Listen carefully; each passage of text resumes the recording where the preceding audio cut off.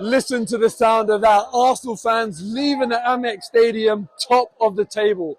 Going into 2023, 7 points clear at the top of the Premier League. I feel like I'm dreaming. You know the drill. Anyone that's been watching me this season, at the start of every video, I'm saying, if your team is top of the league, hit the like button on this video right now. Do it, multitask whilst you're listening, hit that like button. We are smashing it. What's there not to like? What's there not to love about this team? Today, obviously driving up to Brighton, listening to the Man City game, praying that they drop points. And when it actually happened, when that final whistle went, Man City at home against Everton, who have been struggling, none of us thought Man City were going to drop points today, especially them going 1-0 up, Erling Haaland scoring yet again. And then they actually dropped points. I thought to myself, this game now is huge. And my question was, how's this Arsenal team going to respond to that pressure? Because so far, I know we've been top of the table, but everyone would have had Man City as favourites. And it's almost like we've gone under the radar being top of the table, which is a weird thing to say, but we have, because people just expect the inevitable. People expect Man City, Erling Haaland, Kevin De Bruyne, and the rest of them boys to just eventually find their way up at the top of the table. But now, all of the focus was on Arsenal before this game. Can they do it? Can they go 7 points clear? Or are they going to bottle that opportunity? So many times in the past, when that opportunity has come up for Arsenal, we just haven't been able to take it. The pressure gets too much, and I don't know if the players get in their heads. But today, look at that. I mean, I know it got dodgy. We'll talk about that, but the response straight away from kickoff. I don't know how many seconds even went past until Saka opened the scoring.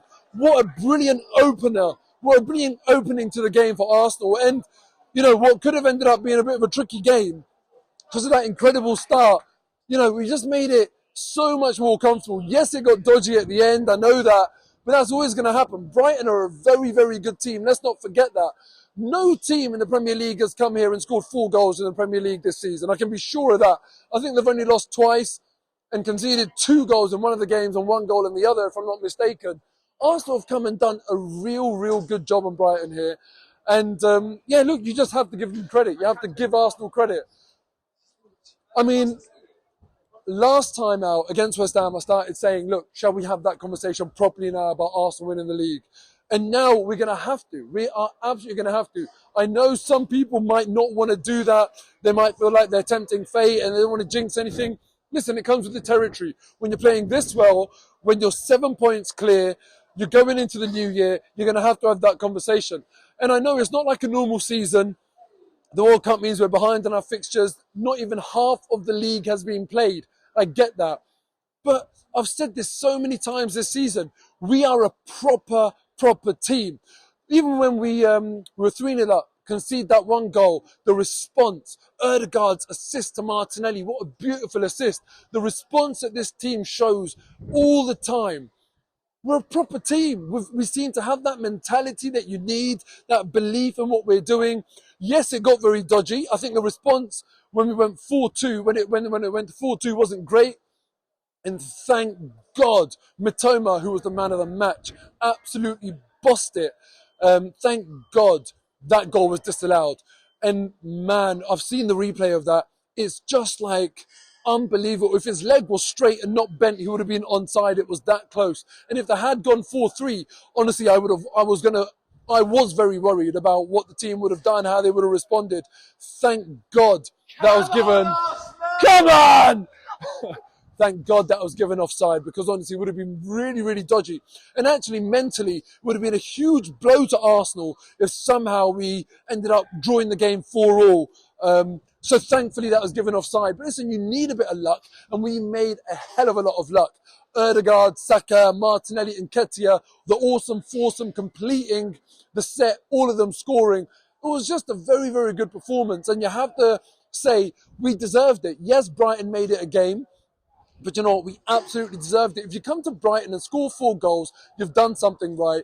And Mikel Arteta, man, he was getting adulation from the fans today, and rightly so. All the time we're singing, we've got Super Mick Arteta. You know, he knows exactly what he's doing at this club. Even when it went to 4-3 before we realised it was offside, he was communicating to the players saying, just calm it down, keep your heads, trying to transmit that energy.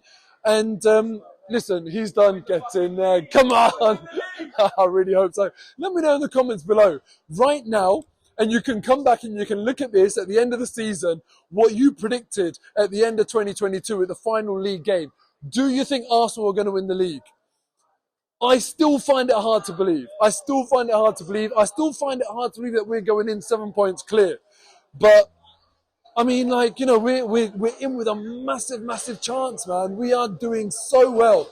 Let me know in the comments. Also, who was your standout Arsenal player today? For me, first half especially, I thought Thomas Partey was absolutely incredible. I thought he was so good, absolutely on point. But you know what? The one thing I wasn't happy with today was Mikel Arteta taking Zinchenko and also taking Ben White off on the 60-minute mark. Like, why did he do that? Obviously, not watching the game on TV, I don't know if the commentator said anything, if there was like a niggle or anything like that, whether it was a purely tactical. I'm going to have to watch Arteta's press conference after the game. Well, I hope he is asked about that, because I think that's something that Arteta needs to learn a lesson from, because you shouldn't be doing that. You should not be doing that. Mitoma was bossing it all game, and especially now on that flank, I don't think you should have been changing the fullback. If you're going to change one, fair enough, but not both. Clearly, if they were both injured, if it was a precaution on both of them, you understand it, because what can a manager do? He's just got to make that change. But both of them, on the 60-minute mark, it seemed like it was like something that Arteta did optionally, and it was just the wrong decision.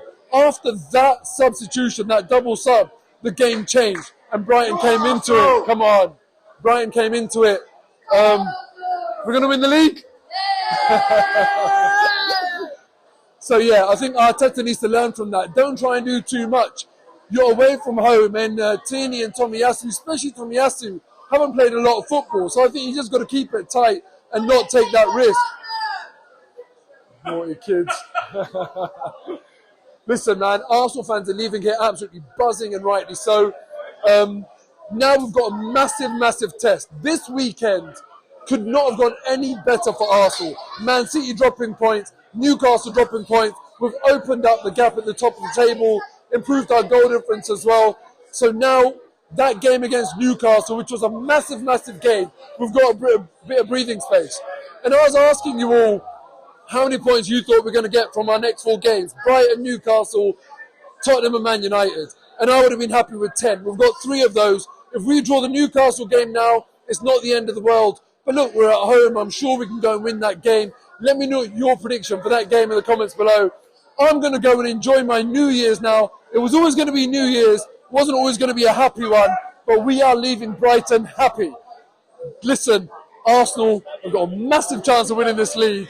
And I cannot wait to see what happens. Happy New Year, everyone. Take care. Come on, Arsenal.